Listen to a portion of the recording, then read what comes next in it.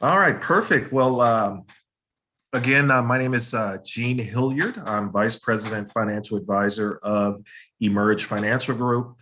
We're a financial services company in Oakland offering financial planning, tax, and accounting services.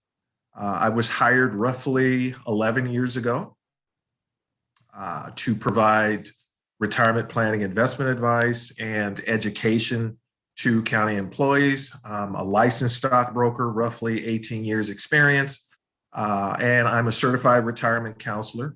My goal as a certified retirement counselor is to help each and every one of you retire comfortably and with dignity. So thank you so very much, Mike, for the opportunity to present today. So let's go ahead and get started.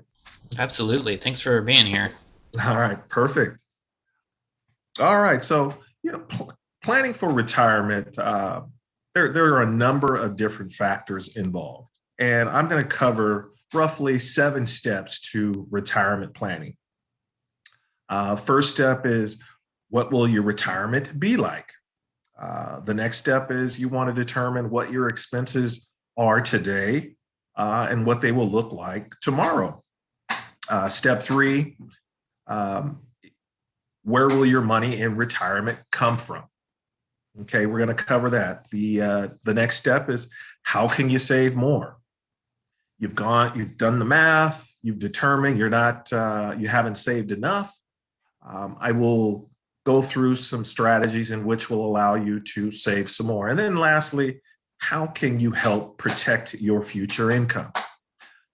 You spent a lot of time up to this point putting money away, accumulating retirement assets. And it's extremely important not only to do that, but once you're in retirement, how do we ensure that that money lasts for the balance of your life? So we're going to cover some strategies there. Okay, so what will retirement look like? How will you spend your time? Normally, if we were in a setting where we can meet in a room together, I would ask folks to raise your hand and tell me how you plan on spending your retirement. But I will say, most people, one of the first things they say is, I'm going to vacation. I've worked really hard over the past 20, 30, 40 years. I'm going to go travel the world. I'm going to go to Brazil. I'm going to go to Europe. I'm going to go to Africa. They want to travel. Some say that they are going to visit with their grandkids, spend some time with their grandkids. Um, so I would encourage you, take the time to figure out exactly how you're going to spend your time. And I would rather you make that determination prior to retirement, right? And the reason why I say that is, that first year out of retirement, it's a very exciting time. You can wake up whenever you want to, so it's very liberating. But I will tell you, 6 months to a year in retirement, you're going to stop for a moment and ask yourself, all right, what do I do now? And that's a very uncomfortable position to be in. You don't want to wake up trying to figure out, what am I going to do next? Okay. It's important that you understand, what is my passion going to be in retirement? What do I plan on doing? Am I going to volunteer? Uh, Believe it or not, there was a study by AARP where you had folks that said that they were going to go back to school. There were a lot of people who felt that they didn't get their education when they were younger. It had always been a goal, so they're going to get their education now. Just to say, I accomplished this. Or some are just looking for a second career to do something maybe part-time that they love based upon whatever new degree that they get in. So I would encourage you folks to come up with a strategy, an idea of what you're going to do in retirement. Okay. The next step is to ask yourself, will you continue to work? Right. There was another AARP study that I looked at where it was evenly split. Roughly 45% of folks who are considered baby boomers. And those are folks that were born between 1946 and 1964. 45% of those folks made the determination and the decision that they were never going to work again. The party is over. I've worked enough. I'm just going to live my life the way I want without having to go punch a clock. But oddly enough, roughly 45%, 43% to be exact, said that they do plan on working. Okay, so I thought that that was very interesting. And I would encourage working, but not working because you have to, because you want to. I have failed miserably if you're in a position where you have to go back to work and become a greeter at Walmart. In my view, that's unacceptable. But if you enjoy people, you want to get out of the house, you want to work as a greeter at Walmart or what have you, then I'm all for it. Okay, but ask yourself, what do you plan on doing? Are you going to work part-time or not work? I'm sure many of you probably have a lot of knowledge, 30 years worth of knowledge in that head of yours, and you have some young folks that are going to be taking over your departments. They're probably going to want to lean on you for your experience, and you may come back as a retired annuitant. So keep that option open as well, but make that determination in terms of if you're going to go back to work or not prior to retirement. Another question you'd want to ask yourself is where are you going to live? I'm sure some of you have the big gigantic house where you raised the kids, 3,000 square foot. You had 3-4 kids, tons of bedrooms up and down the stairs. You have to ask yourself, am I going to stay in this big old house or not? Am I going to downsize? Maybe buy a ranch style house out in Brentwood somewhere where you can get something affordable. Okay. So what are you planning on doing? Are you going to move out of state? There are quite a few participants who have made the decision that they want to move to a low cost state. So have that question, start talking about that with your spouse, domestic partner, significant other, your children. Just keep that in the back of your mind. Okay. One of the biggest aspects of retirement planning is determining how much is it going to cost you in retirement. A lot of financial planners like myself, and I'm sure Mike probably touched on this, when you're years and years and years away from retirement, you have no idea what your bills are going to look like. So we typically tell people, figure you're going to need roughly 70, 80% of your pre-retirement income. That's a best guess estimate, right? That may be low, you may be lowballing it. Maybe that's too much. I don't know. Now is the time to truly make that determination as to what your bills are going to look like in retirement. And like I always say, don't wait to retirement to start to do the budgeting. Start that process now. But it starts with your must-haves. Very important. How much income do you need to generate? How much cash do you need to bring in to cover your necessities, such as healthcare, food and clothing, housing? Got to have a place to live. Got to pay your PG&E, pay your garbage. Nice to have a car, although we have Uber that you can utilize, but transportation is going to be important. But I'd like to focus on healthcare. Quite a few county employees have relatives that were county employees, right? And they've heard their entire life, you do 20 years with the county, you get your healthcare paid off, your healthcare paid for the rest of your life. But as I'm sure many of you are now aware that technically your healthcare isn't paid for the rest of your life. You get a stipend, and I'm sure Mike discussed that, $500 or so that you use towards healthcare. So if your healthcare is $700, you're getting a stipend of $500, there's a $200 difference that you're going to have to pay out of pocket. So kind of keep that in mind, include that in your budget, have a conversation with Mike to find out exactly what your healthcare is going to cost you. And then you move to your nice to haves. If you have any extra money, what would you like to do? So I always talk about, golf memberships, entertaining. I had quite a few participants who took advantage of going out to the Monterey Jazz Festival. When the economy finally opens up, you can take advantage of those opportunities. There are some participants who have decided that they want to pay for their grandchildren's education. So that's part of a budget. That's considered a nice to have.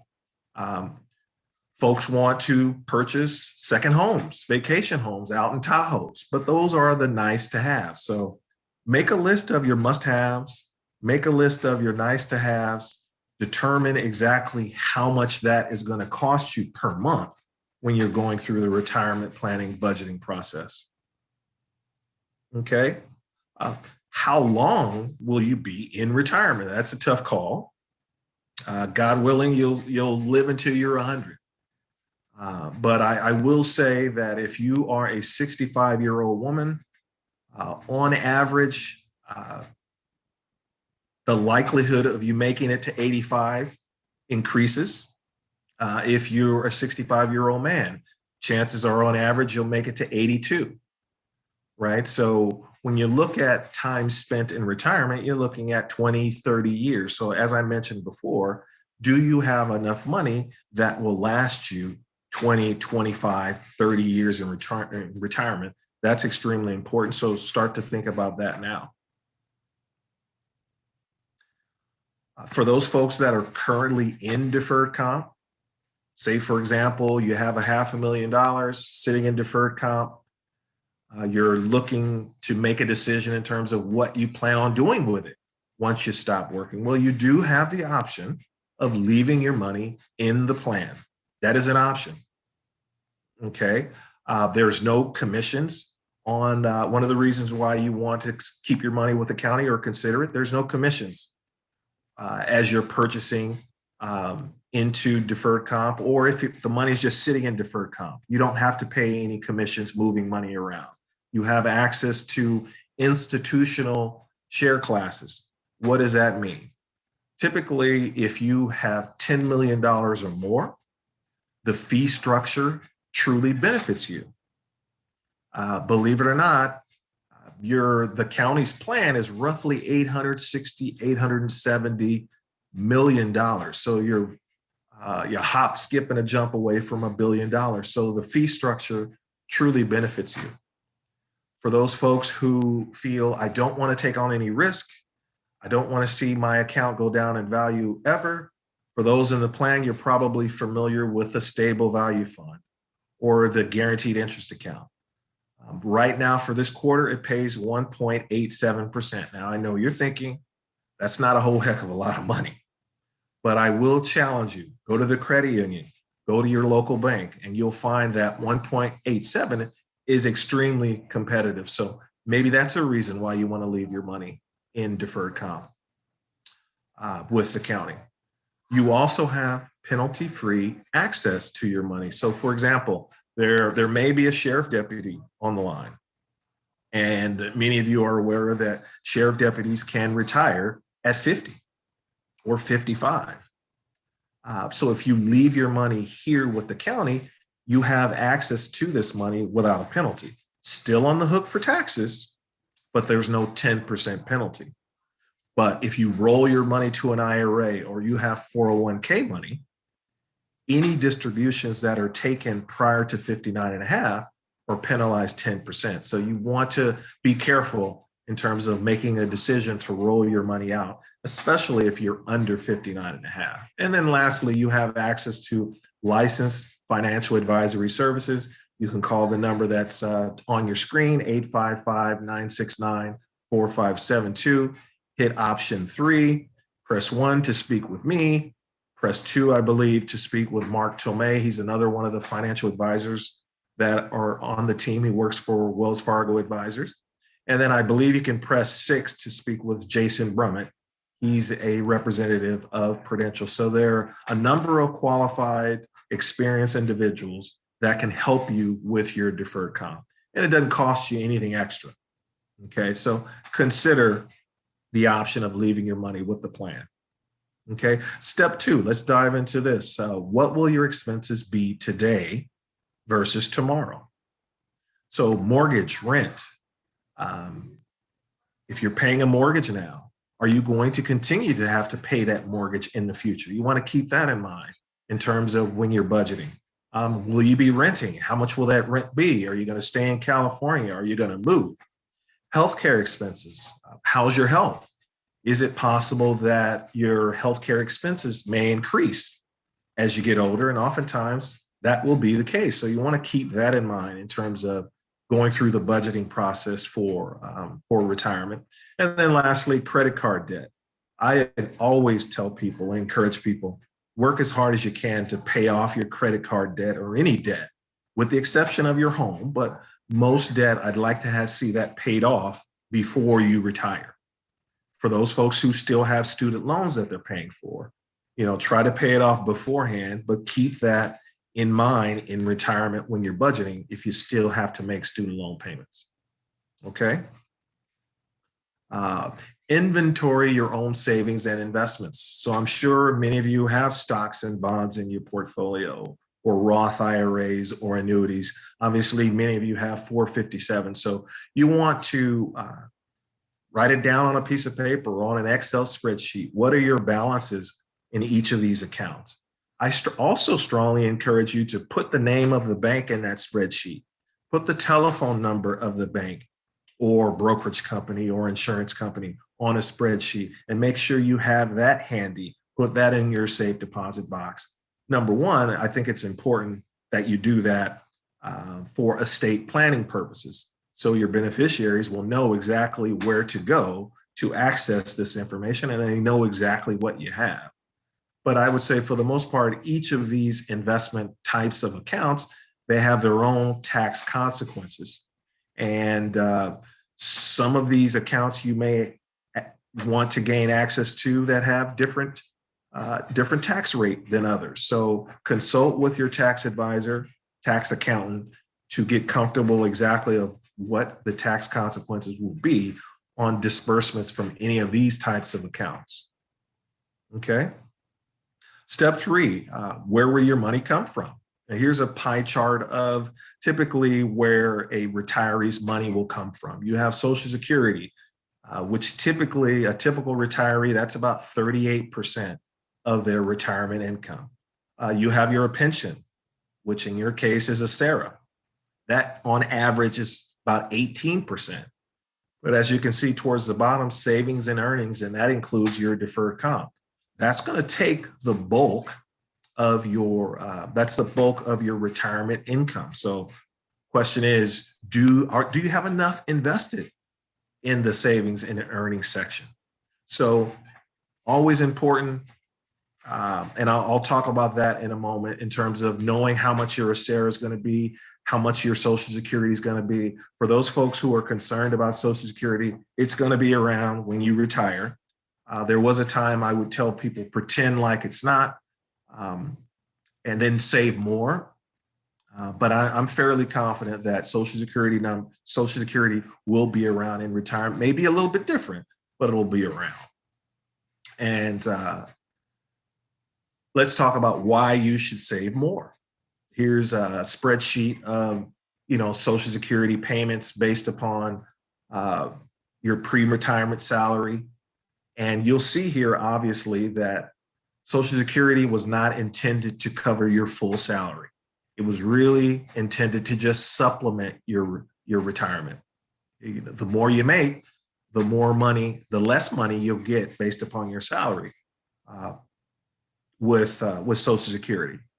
So it's important to save more. It's not going to cover the vast bulk of your income. To determine exactly what your Social Security is going to be in retirement, we encourage you to log on to ssa.gov, create a user ID and password, enter your information, and you'll see how much you'll receive at age 62. It'll tell you what you should expect to receive at age 66 or 67. And it'll also tell you what you should anticipate receiving at age 70. I typically encourage folks, if you're not in the best of health right now, I would encourage collect Social Security at 62. If you're 62, collect it now. If you're a person in good health, you have good genes, your parents and grandparents lived until their 90s, then typically when you do the math, wait until age 70. But like most things, all of us fall smack dab in the middle. So collecting Social Security at full retirement age is appropriate. And that would be age 66 or age 67. Okay. But go into the system, into the ssa.gov system, and get comfortable, print it out, get comfortable with how much you're going to receive from Social Security in retirement. The next area is ACERA. Yeah, I believe Mike went through the process of how to create a user ID and password on the ACERA site. So it's extremely important to know, all right, this is how much I expect to receive from ACERA. If you've worked at a variety of government agencies where you had a pension, log on to their website. That's going to be some valuable information that you're going to need. And then lastly, we talked about it early. Make sure you create a spreadsheet that shows all of your retirement assets that we're going to be working with in retirement. Okay. How can you save more? So let's say you've gone through the process, you know what your bills are going to be in the future, you know how much you're going to receive from Social Security, you know how much you're going to receive from ACERA and your other pensions, and you're finding that you're short. How can you go about saving more? The maximums haven't changed from last year, 2020, but I will say if you're under 50, the IRS will allow you to put away $19,500 per year. That's the max. That's roughly $750 a paycheck. If you're 50 and over, you feel like you truly haven't saved as much as you need to, the IRS will allow you to put away an additional $6,500, bringing you to a grand total of $26,000 a year, roughly $1,000 a paycheck. Okay. If you're really motivated and you have some extra cash sitting around that you want to invest, the IRS will allow you to take full advantage of what is called the 3-year catch-up. And for 2021, the maximum is $39,000 per year. So it's an excellent opportunity for you to put even more money away towards retirement in your deferred comp, but you have to qualify. How do you qualify? Well, you have to be, number one, at least 3 years away from normal county retirement age. Normal county retirement age, from what I understand, is 57 and a half. So if you're 54 and a half, you can contribute to take advantage of the 3-year catch-up at $39,000. Number two, it's important that you were a person who under contributed to deferred comp in prior years. So for example, you just started with the county 20, 30 years ago. The maximums to put into deferred comp was $10,000. You didn't put money into deferred comp back then. So there's $10,000 you could have put in, or there could be years where the max was 15 and you only put in 10. So there's a $5,000 difference. So that's the process. So to take full advantage of the 3-year catch-up, or to determine whether or not you qualify, I want everyone to write this down. You want to contact Darnell Williams. He's with the Treasurer's Office. So email him at Darnell, darnell.williams@acgov.org. He'll take some of your information and make a determination whether or not you can take advantage of the 3-year catch-up. The one important note is that you cannot take advantage of the 3-year catch-up in the year that you retire, right? So at a minimum, you want to apply for the 3-year catch-up, take advantage of the 3 years, and then retire in your 4th year. Because if you retire in your 3rd year, you won't be able to take advantage of that $39,000. So that's extremely important, okay? Planning process. We've kind of gone through that. I strongly encourage you to consider increasing the amount of money that you're contributing to deferred comp if you can make that work. Consider the impact on your paycheck. If you're investing pre-tax, figure for every $100 you put in deferred comp, your paycheck's going to change by like $70, $75. So it's not a dollar for dollar difference. So it may not be as painful as you think. And right now, I think now is an excellent time to take full advantage of really maximizing deferred comp. Why? I'll say, for example, my family and I, we typically save every year for a $10,000 vacation. So every year I put money away every month to pay for a $10,000 vacation for my family. We're not vacationing, right? Because of the pandemic. There's $10,000 extra that I have that's available for investing. Maybe you're in that same situation. Maybe you BART to work every day and you're now working from home. There's money that you're saving right now. Or maybe you eat lunch every day when you go to work, but you're working from home. So et cetera, et cetera. So there's opportunities now where you're saving money that could go into deferred comp. So consider that. Once we get back to normal, consider, maybe going to lunch instead of 5 days a week, 4 days a week, or 3 days a week. There are a number of different ways you can create some extra cash to put in deferred comp. So I would encourage it. The other thing I neglected to bring up earlier was some of you folks may have accounts set up at the credit union in, say, a CD, earning hardly any money. And participants typically ask me, well, Gene, I have this money. I want to do the $39,000 a year or the $26,000. Can I just write you a check and put that into deferred comp? And unfortunately, it doesn't work that way. The money has to come from your paycheck. But you can indirectly move that money into deferred comp. How do you do that? Well, number one, you can tell the county, listen, I want you to take 3/4 of my paycheck or half my paycheck, right?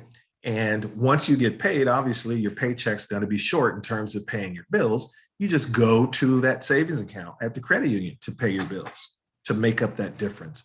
So that's a way in which you can indirectly move money that's on the outside into deferred comp through your paycheck. Okay.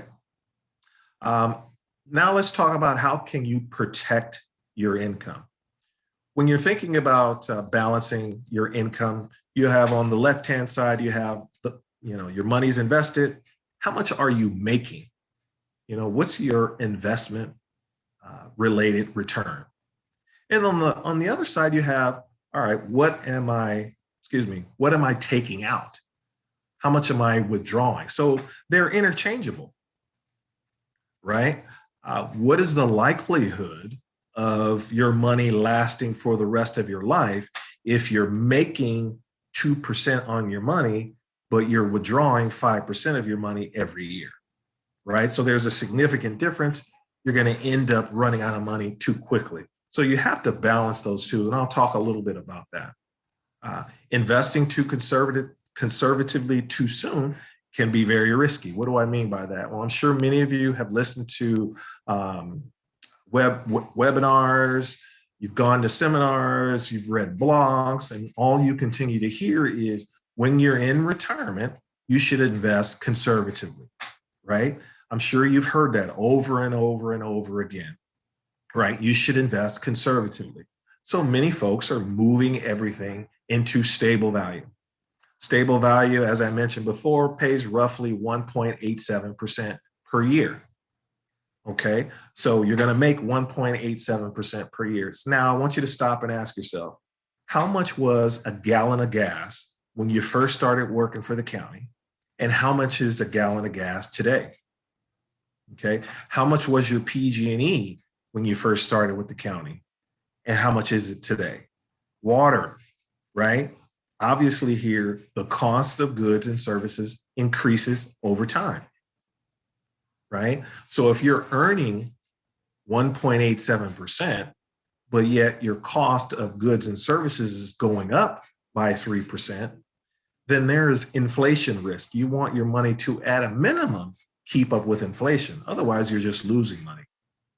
Okay, so you can't go too aggressive or too conservatively, I'm sorry, right? Now, it's okay to balance it out. Maybe come talk to me first, but I'm just giving a hypothetical.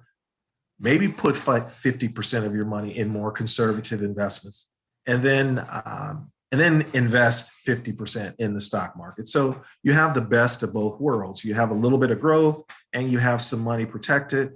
An asset allocation such as that may keep you above inflation. So come talk to me first, or talk to Mark, or talk to Jason, and we can create a portfolio that makes sense for you and your family. One of the very scary questions that I get oftentimes over the past few years is, hypothetically, I'm 55, I'm 60 years old. I haven't saved towards retirement. Gene, I think I want to invest aggressively. I want to go all in, right? That is fraught with problems. What sort of problems am I referring to? Well, investing aggressively typically works best for a person who has a long time horizon, 5 years, 10 years, 20 years, right?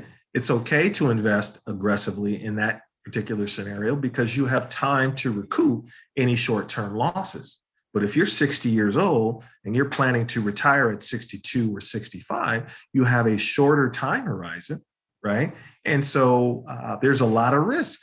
Another 2008 crisis could pop up and bite you, right? And you don't have time to recoup any short-term losses. So you're probably going to end up working longer.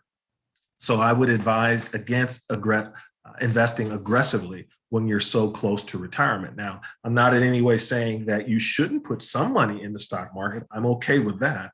But, let's talk about that first.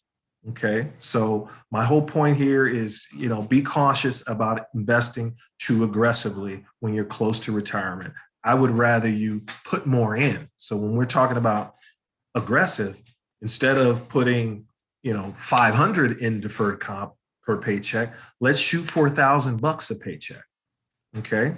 Or whatever the case may be, whatever you can afford. Okay.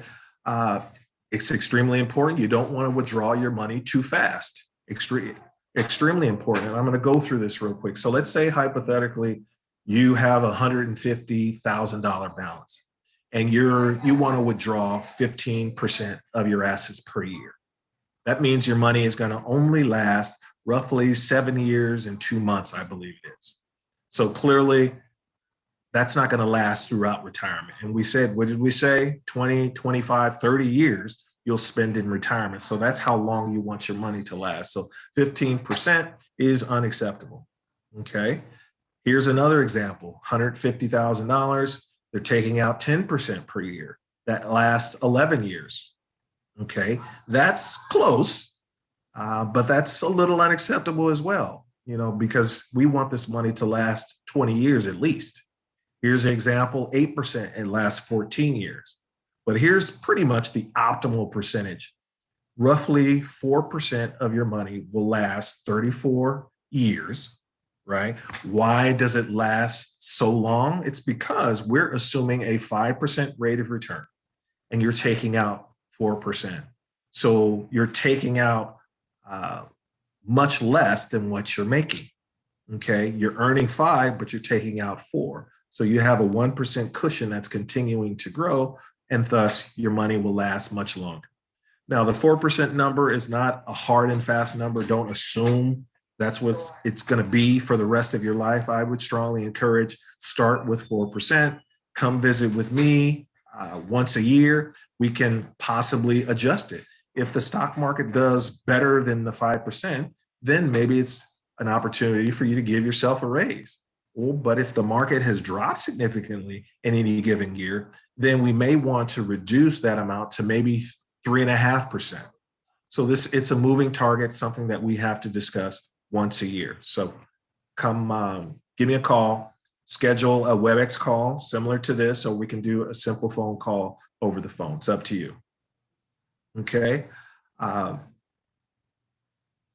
Ensure your must-have expenses are covered. We talked about that. So early on, identify your must-haves, consider your guaranteed income streams. That's Social Security, that's ACERA, any other pensions that you have out there.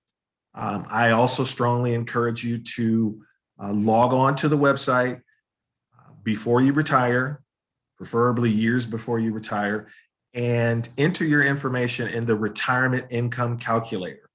Okay, the retirement income calculator is a tool that will identify if you have a gap. So basically how it works is you'll enter what percent of your salary you want in retirement. You'll enter your ACERA pension. You'll enter your Social Security payments. And then once you hit apply, it'll tell you if there's a gap. Okay, Gene, you're short, you have a shortfall. We encourage you to put an additional $200 a paycheck into deferred comp. So it'll give you an idea of identifying a problem and then telling you how to fix it. So the retirement income calculator is a great tool. Go to prudential.com/retire-wow, enter your username and password, click on retirement income calculator, and then use that tool to identify if there's a problem. Okay, so let's fast forward the clock. You're retired. You have $500,000 in deferred comp. Okay, what's the process? What do you do from there? You can invest. Many people just invest in an interest paying type of an account. I remember before I became a stockbroker, I was a bank teller at Great Western Bank. I've just aged myself. They've unfortunately gone out of business. They're considered Chase, but there was Great Western Bank. And you would have folks that were retired. They'd come in with their passbook savings account and they would just withdraw the interest. And it worked because the interest rates back then were double digits, 10%. So you can get a pretty good bang for your buck. So you withdraw the interest. But now, because interest rates have dropped so significantly, you don't see a whole lot of that. Right now, interest rates are at 2. But that is an option. You could invest your money, say, in the stable value fund at 1.87 and pull out the interest. But because it's so small, people take advantage of investing in stocks that provide dividend payments.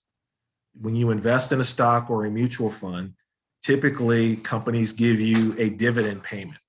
So people live off of that. Or you can invest in bonds. Bonds are debt instruments where you're lending money to a government entity, you're lending money to a corporation, and they give you interest in return. So you can live off the interest that way. So you can have regular savings or CD, you can have dividends and also bonds, and then live off the interest that way.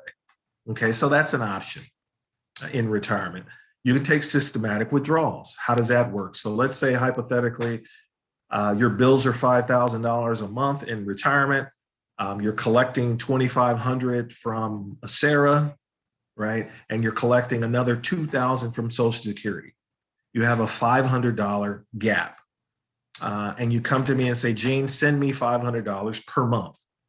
Okay, so that's considered a systematic withdrawal. We send it to you automatically. You complete a form, give us a voided check, and we'll pop that money into your checking account.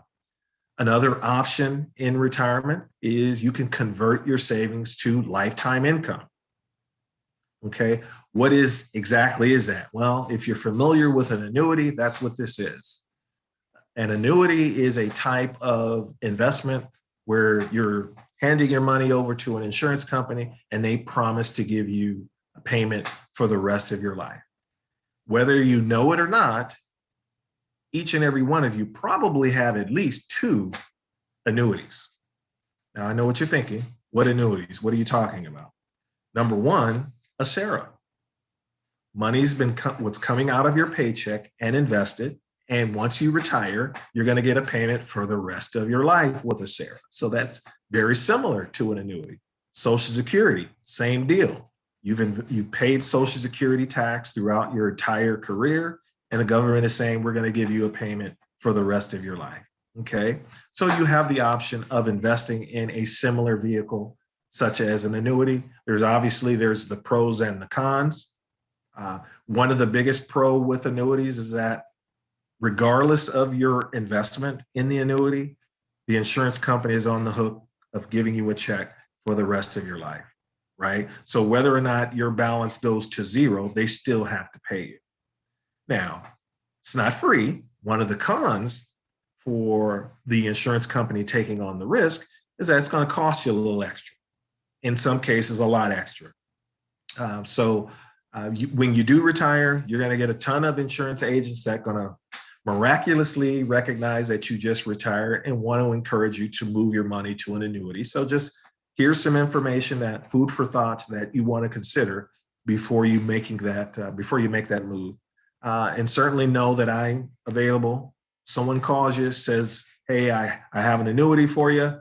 Take their information, get the pros and cons, call me and say, Gene, what do you think? Does this make sense for a person in my situation? Doesn't cost you anything. So I would encourage you to take advantage of that. Okay. You'll also be encouraged by some insurance agent and brokers to roll your money to an IRA. And I talked about the pros of leaving your money with deferred comp, but here's a list of questions I'd like each and every one of you to ask the insurance agent or broker before making that move. Number one, can my money be accessed at any age without a penalty? Right. So ask that broker that question. Are there commissions on the products that are sold? Are there commissions you do not see? What exactly does that mean? Well, when you're investing in an annuity, typically there's going to be a surrender period of possibly 7 years. And what that means is you're investing your money and you're basically promising to leave that money with that insurance company for 7 years. Okay. So technically, an insurance agent can say you don't pay commission. But what happens is the insurance company will pay the commission. So they'll pay the commission to the broker early on when you first invest. But let's say hypothetically, 2 years into the annuity, you decide, or you need a new car, or your roof starts leaking and you need access to this money. Unfortunately, you're going to be hit with very, very steep penalties for withdrawing, right? So that's basically the insurance company recouping what they paid out to the insurance agent beforehand. And insurance companies are very smart. They know there's going to be a significant number of people who will access their money before their penalty. So that's why they're okay with paying the insurance person out beforehand, because they can potentially make more money than they're paying the insurance broker. So ask that question. Another big question is down towards the bottom. Would the proposed rollover account be at risk if your company went bankrupt? The last thing you want to do is invest your money in a company that goes bankrupt in the next 3 years and you have no recourse. So ask those questions. So if you're interested in this rollover form, just email me at g_Hilliard, HILLIARD, at emergefinancial.com. And then I'll shoot that information over to you. Okay. Here's the retirement income calculator that I spoke of before.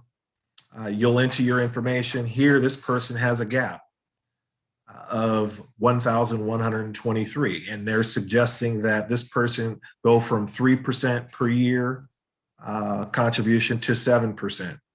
Right? Or you could potentially decide to retire later. Well, to me, option 2 is unacceptable. I'm not going to allow you to retire later. I would rather you take advantage of number 1, put more into deferred comp. Okay. Today is just the beginning. Here's a little bit more about the county's plan and with Prudential. As I mentioned before, you can contact me to schedule a WebEx. And once we've opened back up in terms of in-person appointments, I'll let you know. But in the meantime, you can call the 855 number, press option 3 to get to me. Or if you want to call my office directly, I can be reached at 510-562-6355. And you'll speak with Linda or you'll speak with Penny. You can schedule an appointment. To sign up for those folks that are currently not in the plan, or if you want to increase the amount of money that's contributing to deferred comp, go to prudential.com/retire-wow. Attend any future retirement readiness seminars that were generated. We send emails out all the time. So take full advantage of that. Education is the best power for you. We're here to help. Okay, so I believe that is the end of my presentation. I want to thank each and every one of you for this opportunity to present to you today. And know that if there's anything I can help you with from a financial planning perspective, it will be my honor to help you out. So I believe, Mike, we can entertain some questions. Sure. If there's any. Yeah, if you all have questions, feel free to type those into the Q&A. And we will hang out for as long as you like. And if you feel complete, you can go ahead and click the red leave button, and that lets us know that You are complete. You are done with us. Yes. Mike, should I hit stop sharing?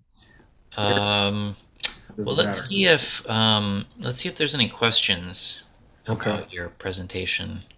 Okay.